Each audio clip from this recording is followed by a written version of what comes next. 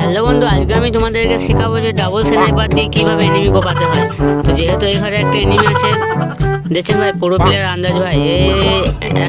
এই 100 না ভাই, ফার্স্ট তোমাদেরকে ক্লাসিক ট্রাই করতে হবে, নাহলে সরাসরি র্যাঙ্ক পেলে তো পারবে না, তাই না?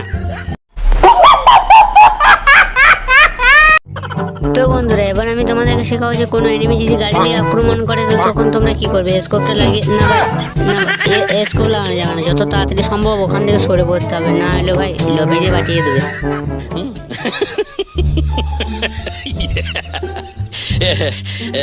তো বন্ধুরা, এবার আমি তোমাদেরকে শেখাবো যে হেডশট কিভাবে মারবে। তো সামনে একটা এনিমি আছে, তো যেহেতু আমরা গুলারে কভার আছে, মেডিকেটে লাগিয়ে নেবো।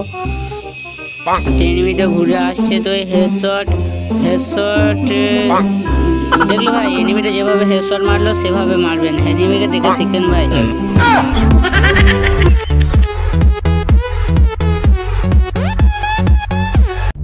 তো বন্ধুরা, এবার আমি তোমাদেরকে দেখাবো রাশ কীভাবে করতে হয়। তো যেখানে একটা এনিমি আছে তোমাকে মারতে শুরু করে দিয়েছে, আমি গাছে কভারে এলাম, কভারে সব ফায়ার।